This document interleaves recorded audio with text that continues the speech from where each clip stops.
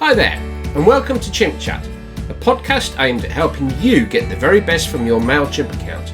Brought to you by those clever chimps at Chimp Answers, a Mailchimp Pro partner. Mailchimp email marketing is just what we do. Good morning, everybody, and welcome to Chimp Chats, where every week we give you the lowdown on how to get more from your email marketing and Mailchimp, along with updating you along the way of anything going on in the email marketing world, which we think you might need to be paying attention to. My name's Robin Adams. I'm the owner at Chimp Answers, and we're a specialist Mailchimp marketing agency.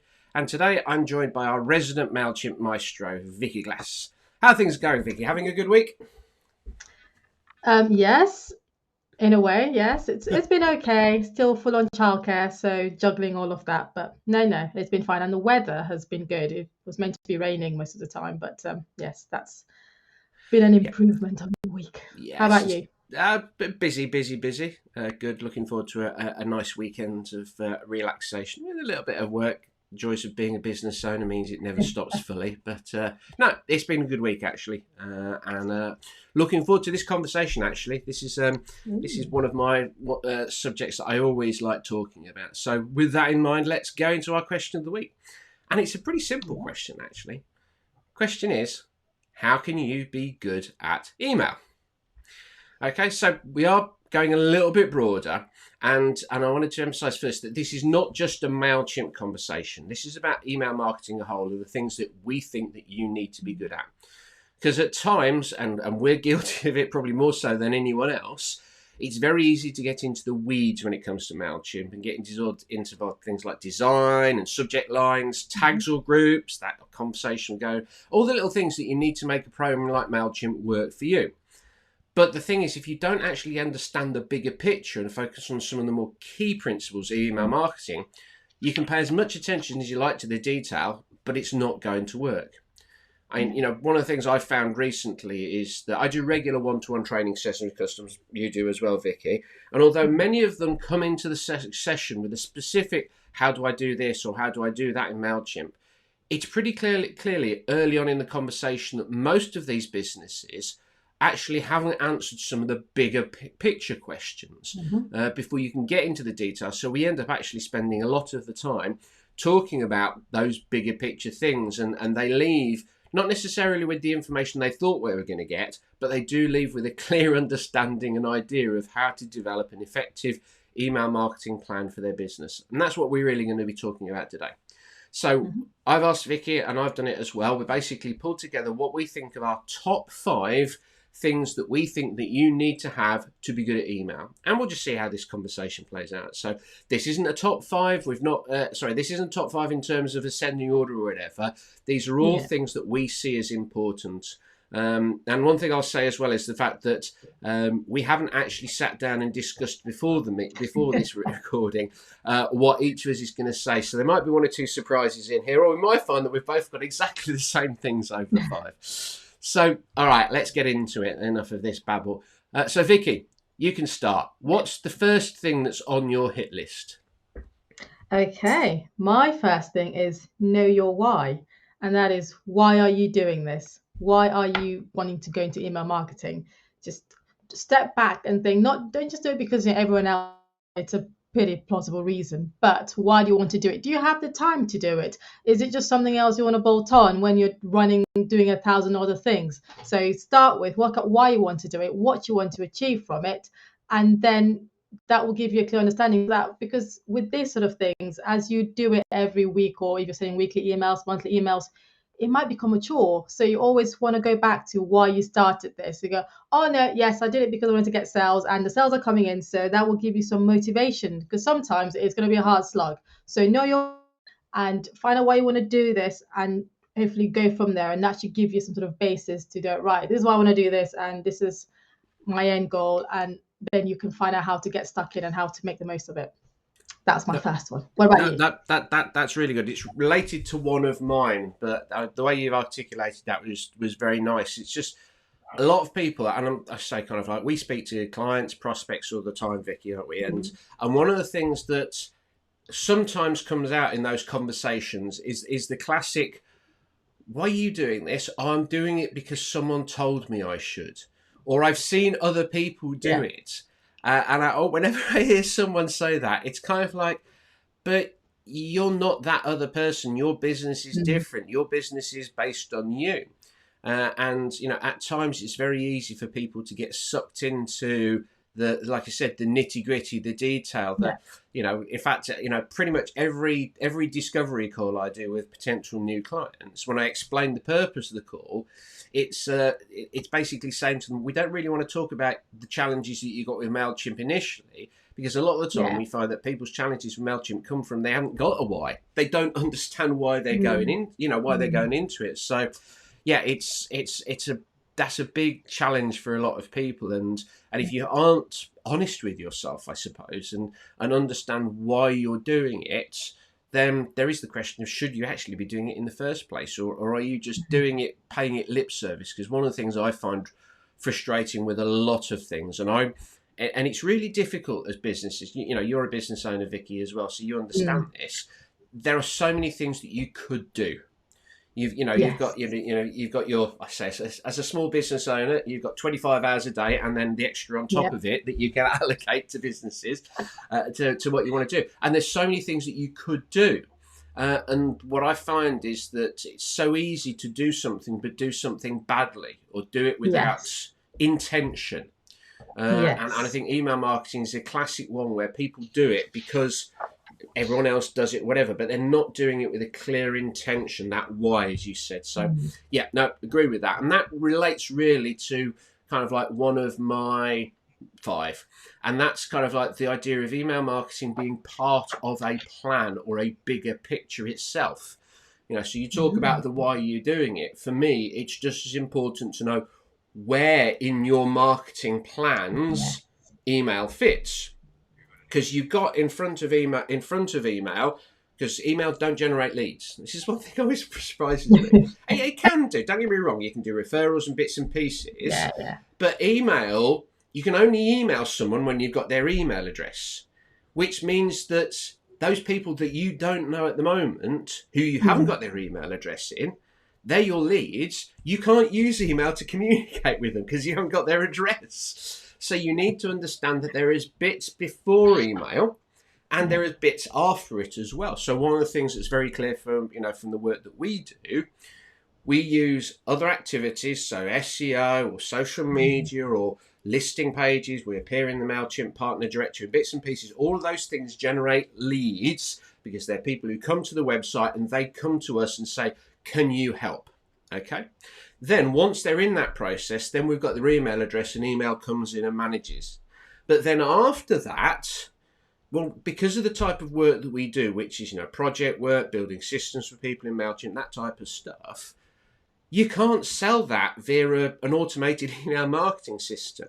You can manage and you can communicate it, but no one is going to sign on the dotted line for a 2, 3, 4, 5 grand marketing system based on automated emails. That's where the one-to-one communication comes back.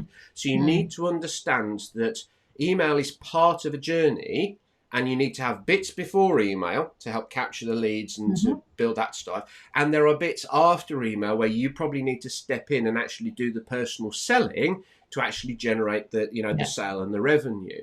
And I've seen too many people who kind of like want email marketing, not just Mailchimp, everything. Email marketing, want email marketing to do it all. And it doesn't. Mailchimp, email marketing, whichever system you're using, it's part of a bigger picture. And you need to know what's before email and what's after email. Yes. Very well put. Yes, I like that analogy. What's before and that, because then that leads into funneling, and but without calling it that, it makes it more relatable to people. Going, what's before and what's after. Yeah, I like how you put it that way. That's quite good. I've got this kind of like I've got this model which I've kind of like I developed. I want to say as a marketer, I'm not saying that my model is unique or massively different from anyone else, but I've got this idea of I call it from innocence to advocacy. And it's like 8 steps that people go through when they are in a relationship with a business. To start off with, you've got innocence. They don't even know you exist. Then it goes through to suspect, and then to prospect, and then to lead, and then through to customer, and then valued customer, and that type of stuff. So there's 8 stages. But there are bits before there that you can't use email marketing for, and there are bits afterwards Mm. that you can't. So it's all about the customer journey. That email is part of that customer journey, Mm. but is not the whole of the customer journey. Yeah. And I think that's Yeah. where a lot of people trip up and try and get email to do more than email can do. Yes. Cool. Yeah. Right. Okay. So what's the next on your list, Vicky? On my list is making it personal. Now, this one is a bit of a waffle, not necessarily a waffly one, but it's quite broad. And I see some businesses struggle with this. So if you're an e-commerce brand or you're more of a corporate brand, you might think that doesn't apply to me, I can't do this. But you can definitely do this. So making it personal means you are talking to someone. So email, don't write it like you're emailing 1,000 people.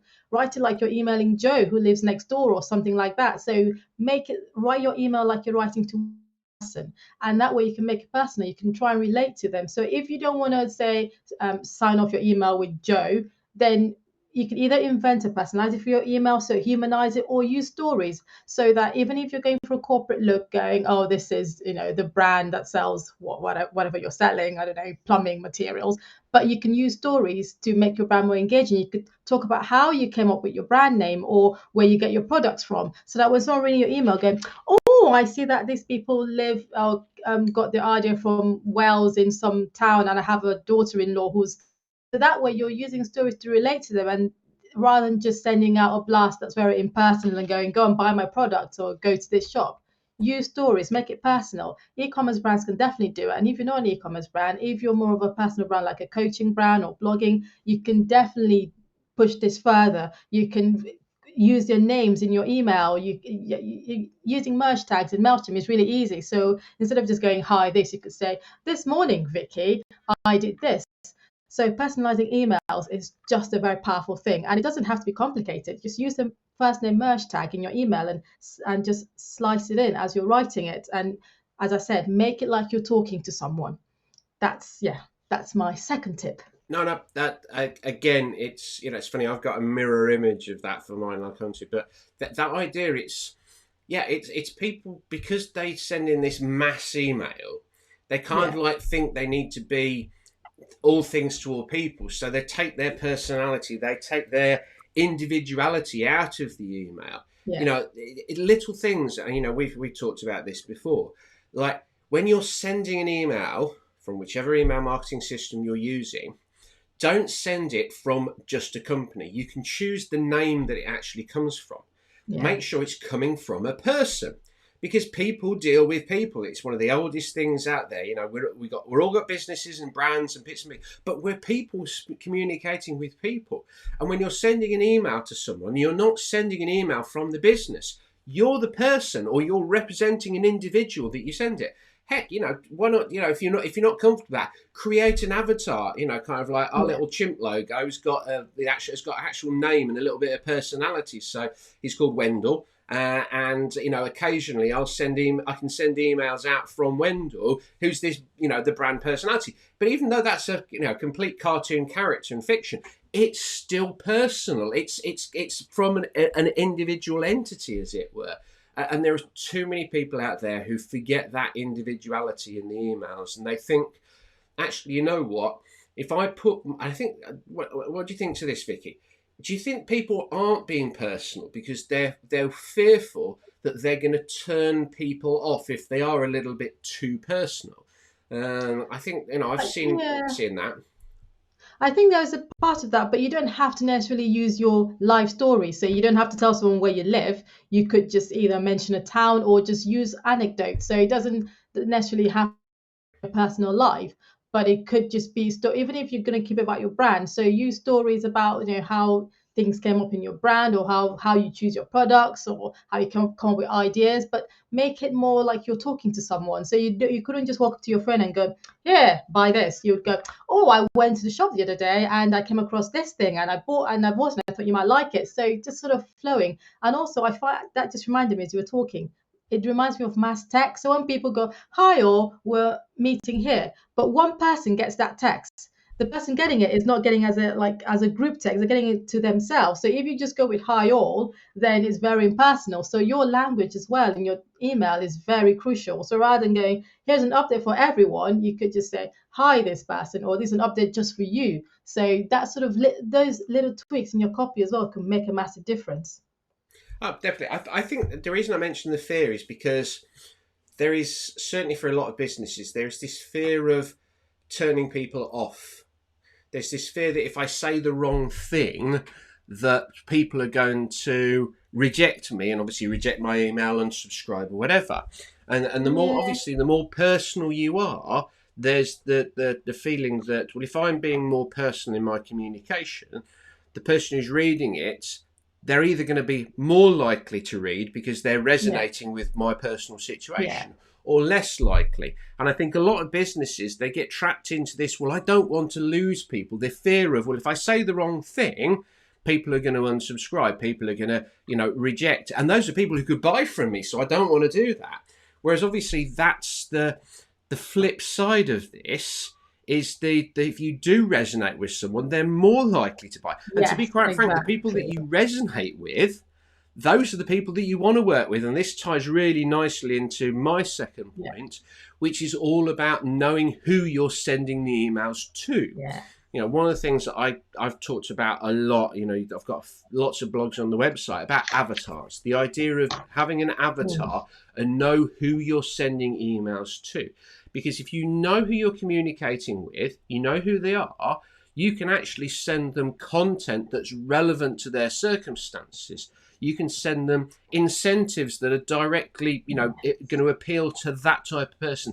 The images you put in your website and on your emails, they're all going to resonate, because ultimately, come back to this idea of, kind of like almost identifying the people who could be really into you and the people who yeah, aren't. The fact is that if people aren't into you, then not spending time worrying about them is a good thing, actually. Let them go and be there. You concentrate on the yes, people who are into you, who do yeah, resonate with you.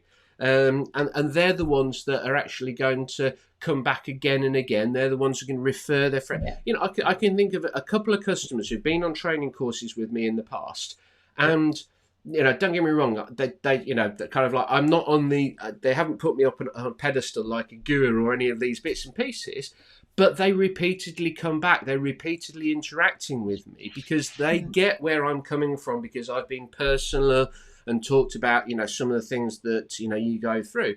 And that meant that they're more likely to react. But conversely, because I know who those people are, I know the challenges they face, I'm able to make mm, sure that when those emails go to them, they are very specific and yeah. really tap into some of the things that are the challenges that they face, which is obviously what it's all about. Yes, definitely agree with that, knowing who you're sending it to. I find also some businesses get really confused. So if you are, I don't know, a lawyer, for example, and obviously you could serve so many people, then people go, well, I can help all businesses, all people who need a lawyer. But if you try and define who those people are, then that will sort of hone your messaging. But yes, it's Yeah, it's a they're very just, interesting avatar thing as well. yeah, you said one thing there is kind of like, it doesn't work on podcasts, but I had my head in my hands, the bit where we help all people. It's like, no business helps all people. Because if you did help all people, you wouldn't be able to cope, because everybody who could buy from you would kind of like completely drown your business. So yeah, one of my little bugbears. Now I'm going to roll on to Yeah. next, which is I've got on my third point, which rolls on from the second point here. And that's the, Okay. Yeah. obviously, once you know who your avatar are, and you can have more than one avatar. People get bogged down in Yeah. the, I need one. Obviously, what you need to do is you need to segment your audience. All right. And this is my third point of how to be good at email. Mm. You need to not send the same email to everybody. Now, don't get me wrong, because when I talk about segmentation with some customers, their immediate reaction is, well, if I've got 5 market sectors, when I do my monthly newsletter, does that mean I need to do 5 versions of it? And when we're not necessarily talking about, I mean, to be quite frank, there may be some reasons why doing 5 Yeah. variants with little changes in there would be good.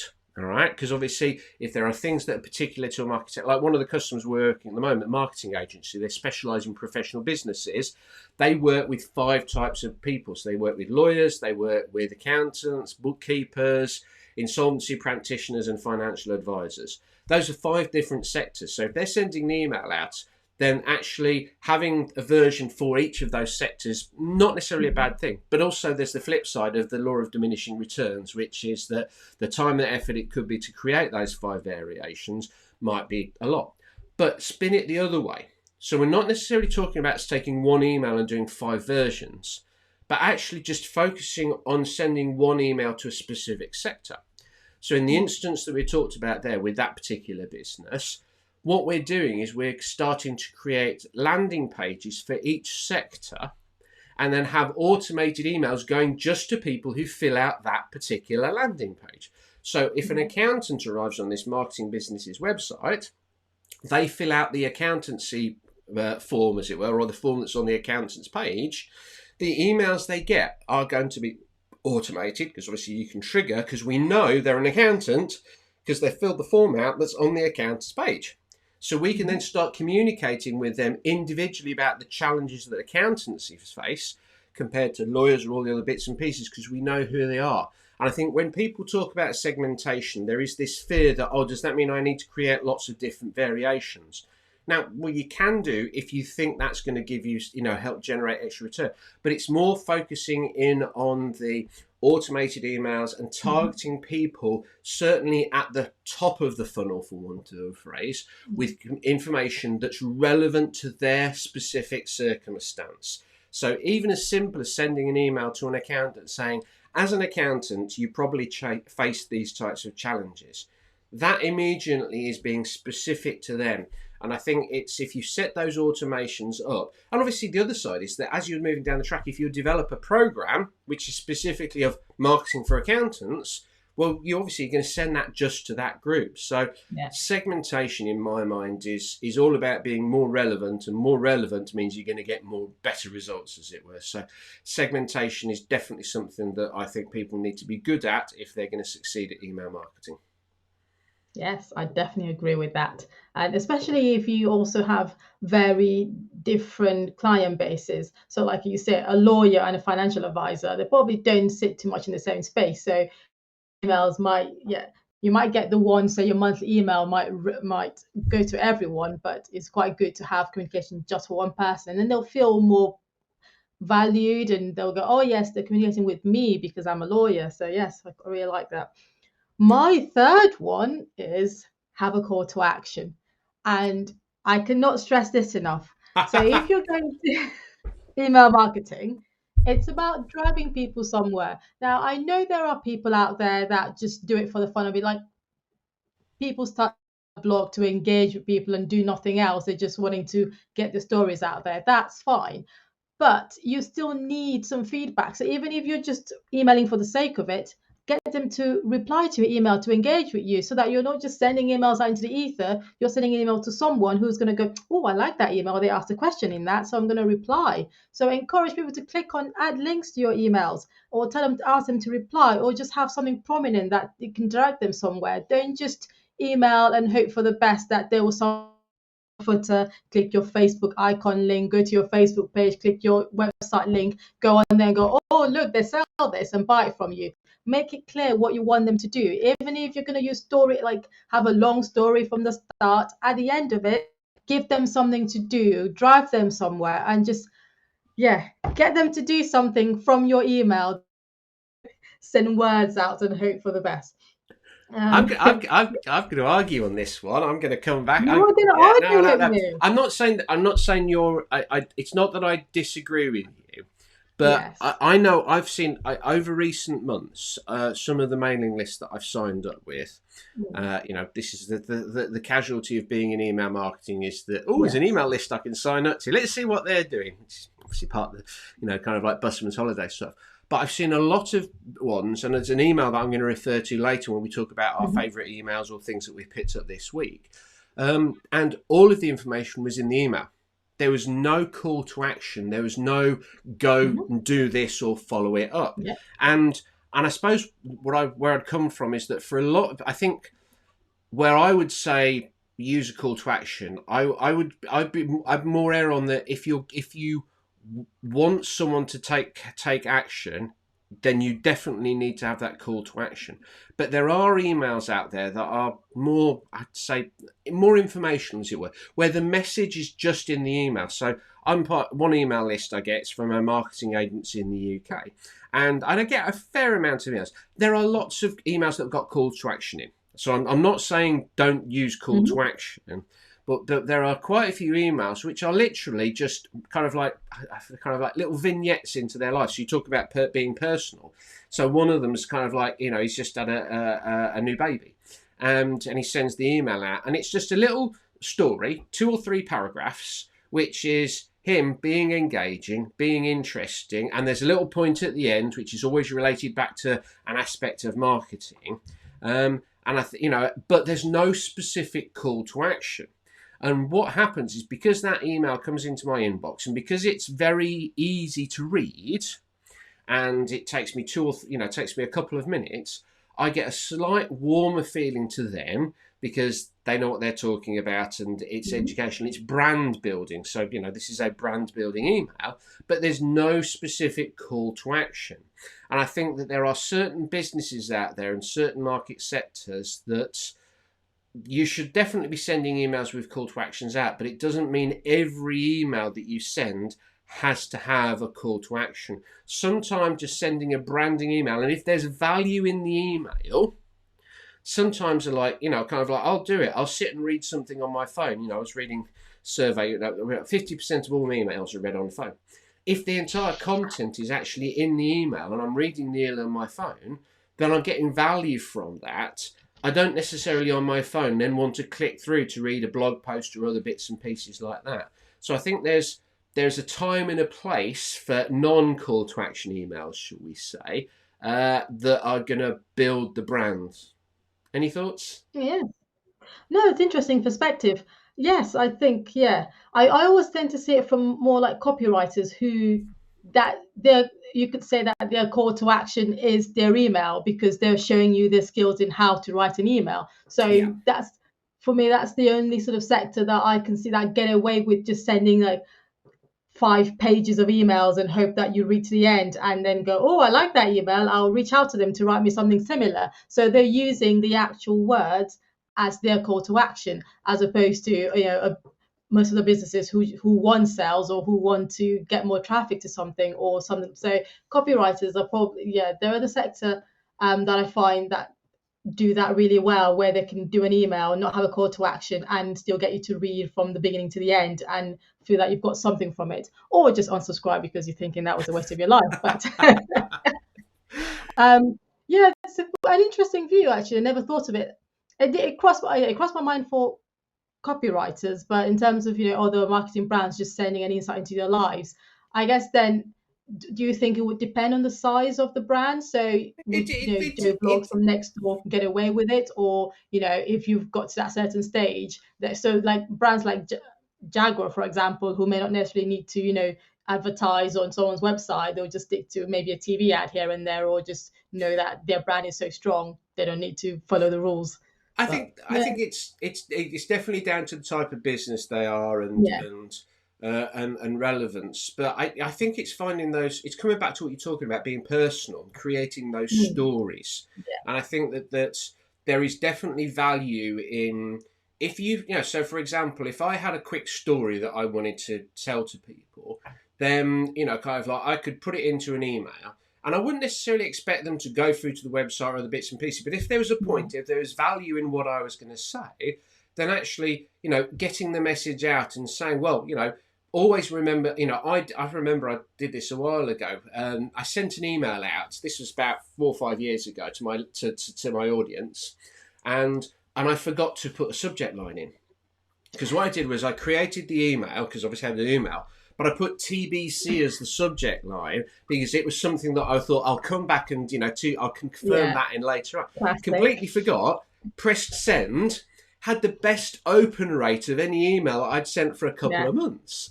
And it was like, And I remember sending an email out the following week saying, you may have wondered why I put TBC, and I was open and honest and said, look, I basically made a mistake, but the message of this is, don't think that your subject lines, kind of like, curiosity as a subject line is something people will be massively engaged with. There wasn't a call to action for that email at the end of it. It was just a little insight into the process in terms of how things work, that they could take something away. Now, the fact is, if those emails are good and people read those, then read the next one, they'll read the next one. And it's really interesting. One of the, like I said, this email that was that I received earlier this week, which we'll, like I said, come to, and it was actually talking. One of the things it says is about making sure that you're not selling too early in the process. And I think the problem with the call to action is that in some instances people deem that as being selling. Now, it may only be a call to action to go and read the rest of this blog or go and have a look at this or blah blah blah, whatever it is. But there is that element of, actually, you know what, I'd rather just read what I need to in the email. And then in a couple of emails' time, when I've really got into the types of ones that you're sending, then put a call to action in. And I'm much more likely to click the call to action, as it were. So I think it's finding that balance. But I think there is, kind of like we've gone into this relatively kind of like deeply, as it were. But I think that there are lots of people out there who, I think the key thing here is that there are lots of people who are not using calls to action when they should be using calls to action. And certainly driving people through to the website. Because the one thing I always say is email, you don't necessarily own the viewer. So kind of like when you're looking at it in Outlook or Mac Mail or whatever, you're looking at it in that program. But as soon as you click and you go through to the website, you're looking at the website for that particular business, which is all of the stuff that they're talking about. So makes an awful lot of sense to make sure you've got CTAs in there. Cool. So I think we've both done 3 now. So what's your number 4, Vicky? I have to choose. Okay, got a list here. I'm not quite sure which one to go for. Which one should I pick? Okay, I'm gonna go with get inspiration. So what I find with businesses, they get stuck in a rut and they just go, oh, I don't want to do this again, and then they lose the train of thought and all the sort of things. They lose why they're doing it, and then they just go, this is not working, or this thing that something's gone wrong. So if you're finding yourself stuck in a rut, or you're thinking, oh, this brand is doing something better to me, go back in your inbox, look through the emails you're getting, see what they're like. And if you've received an email recently that's got you to click through to something, or you've thought, oh, that's nice, try and use that in your own emails. Pick out the good bits that you see from around you and use that. And if you're definitely, you don't know where to start at all, then go onto similar brands, sign up on their websites, the emails that you're getting from them, and just get inspiration from around you. And also in terms of your content as well, if you're going for a walk or something and then something captures your eye, try and see if you can relate that back to your business and try and use that for content. So get inspiration around you for your content as well. Don't just sort of go and focus into your business and just send out only business things, but try and relate to things around you and look at what other brands are doing. And that's my definitely point. It's like going to a business networking meeting, speaking to someone, all they do is they talk business. It's like, well, again, coming back to what you were saying, we come back to a couple of times, that personality, the importance of realizing, and a person isn't just one thing, they're a variety of things. So using the inspiration from around you of the various things that you come across in daily life or whatever, and shake it up a bit, because it's very easy to just talk business in some of in the emails. It's an easy habit to fall into that's not really going to help you on a long-term basis. So no, definitely. Right, I've got 2. Which one shall I pick? Because I've got a bit more geeky in my last 2, as it were. So right, the first one. This is something that I'm really passionate about. It's actually probably one of the main things that we do as a business, and that's treat email marketing as a system. All right. So we talked a little bit earlier about the before and the after from email marketing, but even in email itself, you need to have a system. So in my mind, sending a monthly newsletter out to your audience is not a system. That's paying it lip service. That's, we were talking about previously about just going through the motions and not having a why, as it were. But for me, it's really important that you look at email marketing as a system, and as just as much as there is a bit before email marketing and a bit after email marketing. Within email marketing, there is a bit at the start and there is a bit at the end. And understanding where people are in that journey in the email marketing is, really, really important. So we talked about previously the example of the marketing business we're working with, who works with particular accountants, right? So when someone signs up on their website, that's an initial step, and you basically want to make sure that you're responding with some automated communication to reflect back that initial step. But obviously, once they've gone through that initial communication, they know a little bit more about the business, then you can start filtering in more added value, but also more sales messages, as it were, because you've already established your credibility. So it's understanding that people will take a journey. And when I was a lot younger.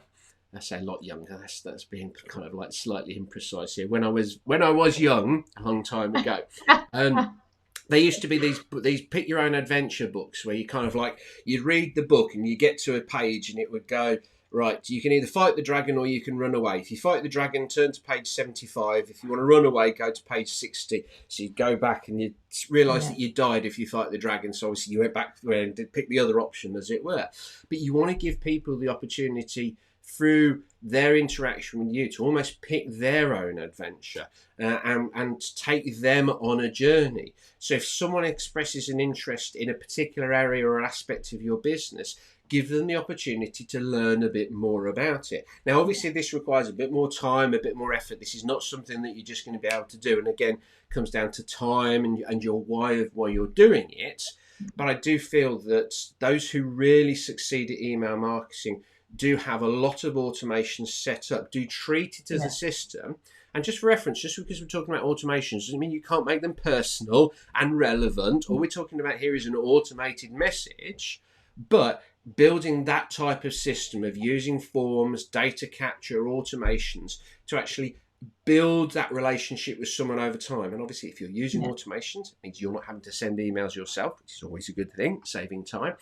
I think a lot of people who really do well at email marketing have got that type of system in place, which manages does a lot of the heavy lifting, which leaves them to be able to dip in and actually, identify things and move people forward. So for me, having a system is really, really important. Obviously, because of what we do at Chimp Answers, Vicky, a lot of the stuff we do is building those systems, isn't it? Yes. I definitely agree. It's also something that people find hard to get their head stuck into, because for them, email marketing, they just want to go in and send an email. So having them take a step back and go, why do you want to send this email? Who do you want to send this email to? What do you want them to do with these emails? It's always a bit harder if people are not naturally like that, but it's definitely something that once you have it set up, then everything else is a breeze. But it's just taking that step back and going back and thinking about it can be quite hard to get into. So my fifth, I don't know. You're on the last one now. This is your last one. I'm on the last. Oh my goodness, I have to choose one. Oh, there's no. Okay, right. Okay. I'm I'll merge them all into. I'll go with track, and I couldn't think of a third T, so I'm gonna go with update. So always test your emails, and then track what your email is doing. Obviously, if you're not that techie, you don't have to get to. I'm not asking you to go and set up Facebook Pixel and Google Analytics and whatever, but just go into Mailchimp and look at your email data. So whenever you send an email, you get stats at the end of it. So just go and look at it. You don't have to set up any complicated system for that. Go and look at how your email did, and then see what you could improve on that, and update them. So as we talked, Robin just talks about some automation there, where you can set emails and forget about them. Don't forget about them completely. So schedule in your calendar like a yearly review or something, so you can go in and just make sure they're still working, make sure the messaging is still the same, so that if you are welcoming people to Chimp Answers and then you've added a new thing, that you want to make sure you've got an updated things. So always make sure you test your system, your forms regularly. Just go and sign up again, make sure things are flowing through, track your results, make sure they're still working. So if you had a form in your footer of the website, for example, then you notice that one's to then the one that you've tucked away in some other page, then see what you can do to change that, and always update your emails and your communication in your system, just to make sure they're still relevant to your business. So that's my three things in one last point. I agree, and again, all part. It's funny thinking about it now. A lot of the things that we've talked about today have been very interrelated. So, so we were talking about having a system. Part of that system is if you've got a system, you want to know that it's working. How do you, it's like a car technically is a system, but obviously if your car starts making a noise or doesn't start effectively in the morning or whatever, you want to make sure that it's actually, that it's working as well as it can do. And it's the same with your email marketing. Email marketing, a marketing machine, it is a marketing machine when you set a system up, and actually understanding how it works. Is it working well? How can you make it work better, more efficiently? I think a lot of times people don't necessarily look back and understand as well as they could do the best way things actually fit together. So no, couldn't agree more with that one. And again, I find also as well that people forget, like they set and forget it, and then things stop working. They never find out. Like I've signed up to several things, just gone on, and like the next page hasn't shown. Oh, this is all blank. So it's just also making sure they're still working. So like in your car example, don't wait till it starts making noise. But if you go for regular servicing, I can't say the word today, then then it will make sure it keeps ticking along. But I'll stop talking now. No. You're bang on. It's something, and I'm the same. You sign it to a certain email lists, and kind of like it's almost like you go through the welcome automation, and then nothing happens. And it's like, well, you spent all this time and effort getting my email address. You sent me some welcoming emails to build my relationship and understand a little bit more, and allow me to understand a bit more of you, and then it just stops. And it's like, well, what was the point of that? Kind of like I was getting quite into your brand, and now you got nothing, as it were. So no, that's very, very true. You want to test it, make sure it's working, and again, come back to part of that. Have that as part of your system of how you approach to email marketing. The last one I'm going to talk about, my last point, is one that's close to my heart, and it's probably the scariest thing for a lot of people when it comes to email marketing. And that is that the reason that you can do email marketing is because you've got the data available to do it. The fact of the matter is that all of the things we've talked about, the ability to segment, to personalize, to identify someone's filled in a form, this is all information. Now, Mailchimp and any system that you use is going to store and manage that information. But if you don't have a reasonable understanding of how that data works, the data that you actually need to send the emails you wanted to send, where that data currently is and how you're going to get it into Mailchimp, then you're going to struggle. I always say, whenever I speak to anyone in a discovery call, first conversation, I say email marketing is pretty simple. It's 4 things: the emails you want to send, the data that you need to send the emails, how you store it, and how you get the data where you need it to be so you can use it. 4 things. But it's all about the data. If you can't get the data where you need it, you can't use it. It's kind of like speaking to someone and they go, oh, we want to send this email. And we want to, like someone actually sent an inquiry a week or 2 ago to me saying, we'd like to send an email to everyone who's within a certain geographic area, kind of like around this particular business. And I was going, well, have you got that information? Well, no, we haven't. Well, then you can't send that email. You've got to have the data to send the email. You can't just magically create this data, as it were. So this is the thing. You don't have to be a complete geek. You don't have to be a data head or anything like that. But you do need to understand that to do email marketing successfully, to be good at email marketing, understanding, or at least having a top line understanding of the information that you've got, the information you need, how you're going to get the information, how you're going to use it, that's really quite important. And if you're not careful, you're going to, you'll either weigh yourself down with too much data that you don't actually need in the system, or you'll miss out on opportunities for segmentation and being personal, those are bits and pieces, because you haven't got enough information. And one thing I say to every person what I speak to is that email marketing, if you've got the right data, you can be good at it. If you don't have that data and don't have a way of getting and storing that data, you are going to struggle. And I think, Yes. and we're not, like I said, I don't want people to hear this and go, oh, I don't like data, I'm not a spreadsheet person, whatever. You don't necessarily need to get to that level of detail, but you do need to have an understanding of the type of information that you need to be able to send emails that you want to send to the right people at the right time. Yes.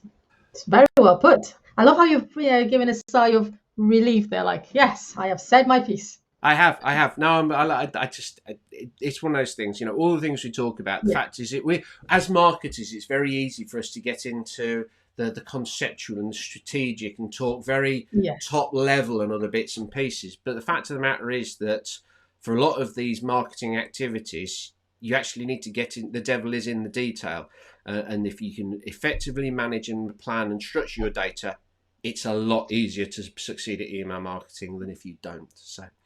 Definitely.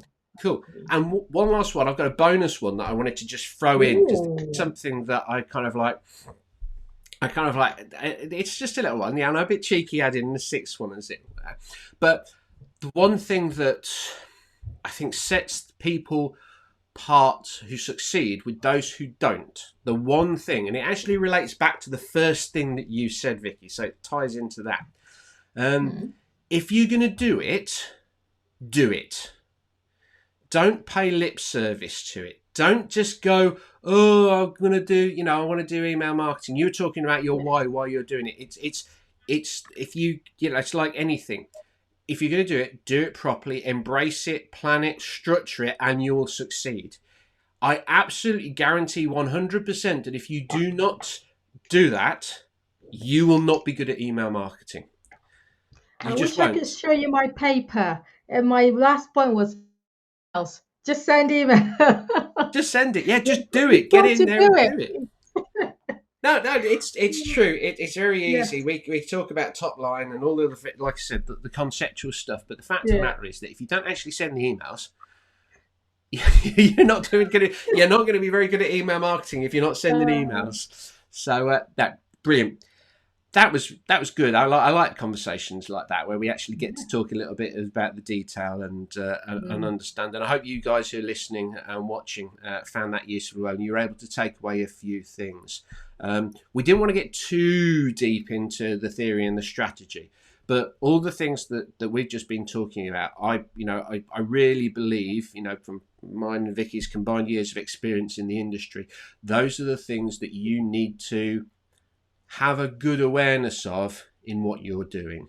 And to be quite frank, if you're paying lip service to email marketing, you may actually be better to stop doing email marketing and find things that you can invest time, extra, and energy that you're passionate about that will generate results. Because the last thing you want to do is do 7 things badly. Pick 2 or 3 things and do them well, and they will allow you to succeed at what you're doing. So, brilliant.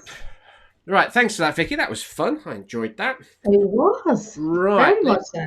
Let's dive in. So, as usual, we're going to dip into the Facebook group. This is the Mailchimp Answers Facebook group. If you're not a member yet, get over to Facebook, type in Mailchimp Answers, and you'll see the group there. Free to join, and great place to get quick answers to some of the questions that you've got, hence the name of the group. Yeah. So, saw a post a couple of days ago. Actually, I think it might have been yesterday. Which came in from Anchor Kamin, and he says, I have a members area. When people quit, they receive a confirmation of termination via a classic automation. If they become members again later and then cancel again, they will not receive the confirmation of termination because they've already gone through the automation once. What can I do so that they receive the confirmation of cancellation email is sent a second time? And this also affects the welcome email. What do you reckon, Vicky? Well, first off, you have a members area, so I presume they're paying. I'll probably say upgrade to a non-legacy plan and use customer journeys. That would be the easiest option because then you won't have to do lots of workarounds. But assuming you want to stick with the classic automation, then you will have to create multiple automations for this, so that once they've gone through the first one and they cancel again, you then have your system set up to route them to the second one instead, because they've already done the first one. So you've got to daisy chain them in a way and have multiple ones. So I know, look into your business, find out the average number of how people cancel. Maybe they all usually cancel and join 5 times. Create 5 different ones of those, and then when they cancel, you go off. They've already done the first one, push them to the second one, and just set your system up that way. It'll be a bit more complicated to set up depending on what you're using, but you can definitely do it. You just need to have multiple automations set up for that. Or just, what do you think, Robin? I was going to say, just let's not get complicated. Just get customer. So you're delicately going, well, if you don't, I'm sitting here thinking. But then, Robin, customer journeys are relatively new. So if this was asked before, this year, you would have. I know. All right, let's put it simply. Yeah. Customer journeys will allow you, in a customer journey, you've got the option to allow people to go through that automation again. Simply put. So classic automations, you haven't got that option. You've got to get clever. There are bits and pieces. I mean, we could disappear into how you could actually do it. It's quite complicated to some extent. The simple answer is set up a customer journey, because a customer journey, in the settings there, you've got a box that says allow people to repeat this journey. Tick that box, and that way anyone who meets the criteria who leaves will kind of like go through that process as well. That's going to be the easiest thing. Now, the one thing I would say, however, is use this sensibly. There are people out there, if you're not careful, I mean, for example, a welcome email. So you said it also affects the welcome email. Well, my response is that there are 2 types of welcome email. Something we talk about a lot, Vicky, don't we? We've got welcome emails, and we've got what we call, or what I've christened, PCD emails. And PCD stands for proof, confirmation, or delivery. Okay, so if someone signs up a website, they'll get a confirmation email saying thanks for signing up. Look out for the welcome email shortly. If someone signs up to get a lead magnet, they'll get a delivery email saying, here's a lead magnet, look out for the welcome email shortly. Now, for those people who it's the first time they've signed up, they'll get the welcome email as well as the PCD email. But those people who've already been on your list and then sign up again, they won't get the welcome email, because you only really want to welcome them once. Why would you want to send a welcome email, the same email, to them more than once? So you send an email, which is their PCD email, and then you send their welcome email, but only to those people for the first time. So, PCDs, yes, you can repeat those, as it were, if you want to. Obviously, you've got to depend on the trigger, so you've got to be careful about the trigger. So if the trigger is a tag being added, well, obviously, then for them to receive that automation a second time, the tag needs to be removed and then added again for them to go through that. So be careful. But yeah, I think, we're getting quite detailed here, but the top line is, if you want people to receive an automation a second time, just upgrade to customer journey, even if you just upgrade to the essentials plan, that will allow you to do what you need to do. And the fact is, like you said, if you've got a members area, then it implies that this is a robust business, and as a consequence, on the essentials plan, you should be able to do what you need to do. Yeah. Cool. Hope you found that useful, Anka, and anyone else listening, just kind of like in terms of how to approach customer journeys. Right, we'll now bounce into our another regular feature. What have you read this week, email-wise, Vicky, that has piqued your interest? There was an article shared around in the Mailchimp partner Slack, which was very interesting. It's about our email inbox turning to a shopping mall. So, rather than you going out there and shopping, people are actually sending you offers in your emails, and you just sit there browsing it. Yeah, I'll buy that. No, I don't want to buy that. But it was quite interesting, because obviously when you send your email out, it's probably not what the marketers think in their head. They're thinking they're sending this personal offer to this person, and they're going to jump in and go on the website, whereas you're just browsing on your phone. And it's an interesting concept I found, and how you're going to stand out from all the other shops in people's inboxes. It's like when you go shopping on the high street and you just go barbershop, barbershop, barbershop, barbershop. What are you going to make yourself? How are you going to make yourself stand out from all the same shops in one row? So yeah, that's what I read this No, week. it's an interesting Interesting. concept. It's I Yeah, briefly, I don't know, I'll dive in and read it. I kind of like read the first bit as it were, and picked up the yeah, general concept. But I'll probably look into it. Yeah, because yeah, when you look at your, I'll kind of like pick up my phone and scroll through my phone and look at all the various bits and yeah, pieces. Yeah, it is like walking through a shopping mall, as it were. I've got things that are coming through from various people, and they're all trying to grab my attention. So actually, yes, if you think about the emails that you send as something like that, what is going to be the shiny display in the window that you're yes, going to put up that's going to invite someone yeah, to come in? And actually, let's stretch this analogy a little bit further, or stretch this concept a bit further. That's what your subject line and your preview lines are. yeah, Ultimately, when you go through, and this is again, it re-emphasizes the importance. The fact of the matter is that I can go through my phone and I look at my emails, and because of who it's from, I'll know whether I want to go into that shop. So, I know that there are certain shops that I will go into. I love Vans shoes. My wife always laughs when we go into Kingston Town Centre and there's a Van shop, and she goes, "Are you going to go in?" I go, "Yeah, I'm going to go in." Never, don't buy. Most of the time, don't buy anything, but I'm always going to go into the shop because I've got a relationship with that brand. And yeah, that's like if an email comes through from them, I've got a relationship that I will open that email. Whereas some other emails, I may not have a stronger relationship with the brand, in yeah, which case the subject line and the preview line is going to make me think, oh, that's interesting. Am I going to open that email, as it yeah, were?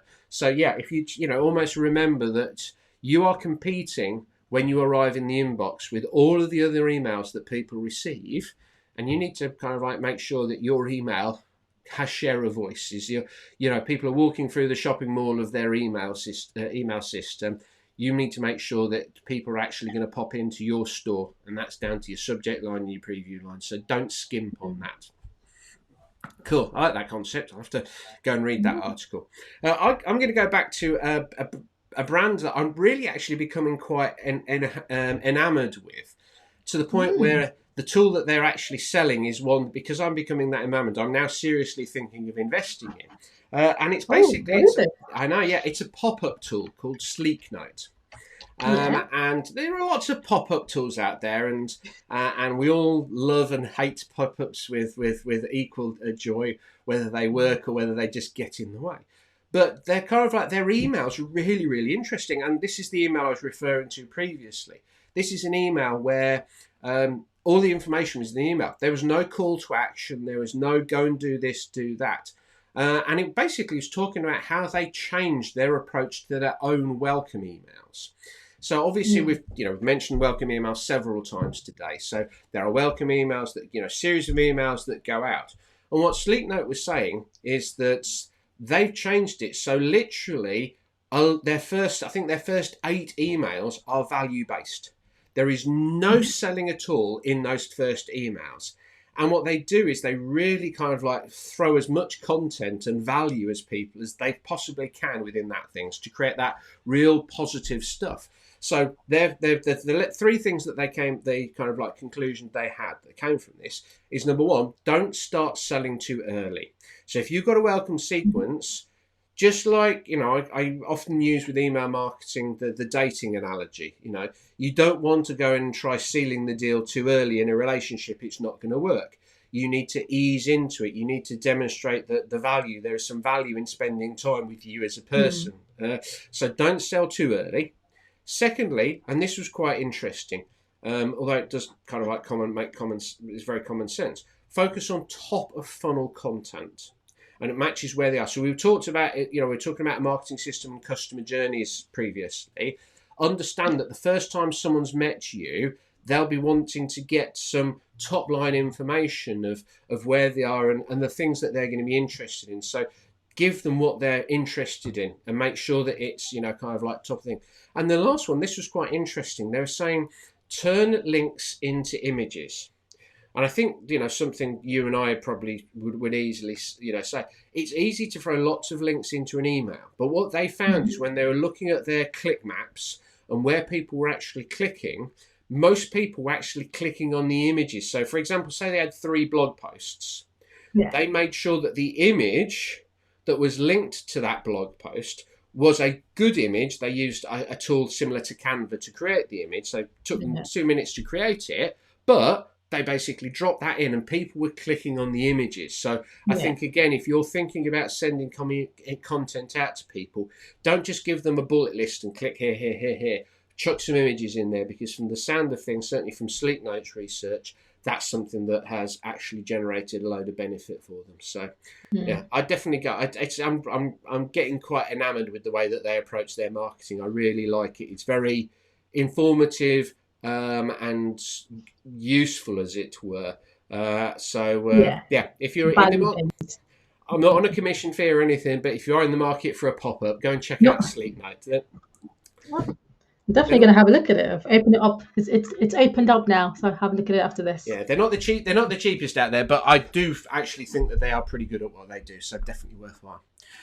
Right, before we wrap up, one other thing that I just wanted to touch on, which we're going to start focusing a lot more over the next few weeks, is an event that basically we've been organising in the background, which is the first. I call it the first worldwide. Oh God, I need to put my teeth back in. It's a Friday morning and I've only had one coffee, so right. It's the first worldwide Oh God, Gordon Bennett. Oh God, this is what I need. This is the point where I need to go. Kurt, can we do that again, please? Right. Okay, let's try this again. It's the first global. See, I didn't use worldwide there. First global Mailchimp focused conference for Mailchimp users. Okay, so this is basically a 2-day event. It's taking place in October, and it's basically got basically all of the people who are speaking at the event are. We're not going out and getting kind of like global leaders in e-commerce. We're getting people who use Mailchimp every day. These are Mailchimp experts. All of them are Mailchimp partners. And we'll be talking about how you can use Mailchimp and take it to the next level. So it's a 2-day event on the 7th and 8th of October. Tickets are now available. The event, I don't think I've even mentioned the name of the event. It's called Chimposium. And if you go and visit chimp21.com, right, you go there, basically all the information about the event there, and you can buy tickets straight off the bat there to attend. So 7th and 8th of October. And what we're going to be doing over the next month or two is going to give Vicky a little bit of a rest, so that and we're going to get 1 or 2 people who are actually speaking at the event to come on, and I'm going to basically have an interview with them and talk about some of the things that we've just done with Vicky, but also just some general ideas and concepts around Mailchimp and email marketing and marketing as a whole. So hope you can do that. But we're going to be talking a lot more about that because we're really keen. We're putting a lot of effort and energy behind it, and we think it's the type of thing that all Mailchimp users, whether you're a top-level advanced user or whether you're just starting out, there is going to be some useful stuff that you're going to take away. And we're currently in negotiations with Mr. Chimp himself at the HQ to get a couple of speakers from Mailchimp along, maybe 1 or 2 on the technical side, to actually be able to clarify some of the things. We're hoping to get the deliverability expert in Mailchimp to come along, which would be a really, really good session. So keep an eye out for that, and more information about that moving forward. But apart from that, I think that wraps us up today. Yes, it's exciting. Right, Vicky, any last thoughts from today's chat? Being good at email marketing chat. So yes, I think from one of the thing to just pick out from this is to just start sending emails and don't get too bogged down by all the details, having to have a plan. Obviously it's good to have, a reason behind what you're doing and just the high level points. But if the technical things are, too hard for you, get help for that, and just focus on writing your emails and getting your voice out there, your content, and give people value, and then just outsource the tech side of things if that's what your issue is around that. What about you? I think 2 things. 1, start. Yes. Start. And again, like you just said, don't get to it. But once you've started, if you really want to be good, then you need to start thinking about email marketing a bit more strategically. So you need to know your why of going into it. You need to understand what happens before and after. You need to know how you're going to segment your market and how you're going to be personal and speak to individual groups of people. All the things that we've talked about today are very, very interrelated. And I think it's just approaching it in the right manner. Don't pay it lip service. You can start off and get moving and get dippy toe in the water if you've never done it. But if you want to become really good at email marketing, then you need to focus attention on it and treat it just as you would any other marketing technique. You want to set it up, you want to plan it, you want to make sure that you've got the right information, test it, look at the reports, have a system. The people who are good at email marketing are good because they focus on it and they give it attention. It's not something just runs away in the background that they set up and forget. It's part of their weekly, their monthly process in their business. And I think that for me is kind of like thing. You need to have that why which drives you so you know why you're doing it, but then you need to have a system to support that why and treat it with intention. Have a positive intention. There's too many people who go into it who just treat it like anything else, and that's the case. It's not going to work. So definitely. Right, okay, I think that wraps us up for today. So as ever, you can always catch up on previous episodes on Facebook, YouTube, obviously whatever platform you get your podcasts on. And as I mentioned, over the next few weeks, we're going to try something a little bit different. We're going to go into a kind of like a little bit of an interview format for a bit. So make sure that you tune in for that. But for now, thank you very much, Vicky. Lovely to see you again. And thanks for, I really enjoyed that conversation. It's always when you get into that type of stuff, it's really useful. So I hope people found it useful. But those of you who have been listening or watching, thanks very much for doing so. If you've got questions, make sure you use the Mailchimp Answers Facebook group to post them in and get the answers that you need. But other than that, we'll catch you up again in a week's time for more Chimp Chat. Thanks for watching and listening. Bye for now. Bye. Thanks for listening. And if you found this podcast really helpful, then here's what you can do next to broaden your understanding of Mailchimp. You can join our free Facebook group. It's the biggest Mailchimp support group in the world. Just search Mailchimp Answers on Facebook. You can take our free Mailchimp Medical to find out the health of your Mailchimp account and what you can do to improve it. Just visit chimpanswers.com and follow the prompts.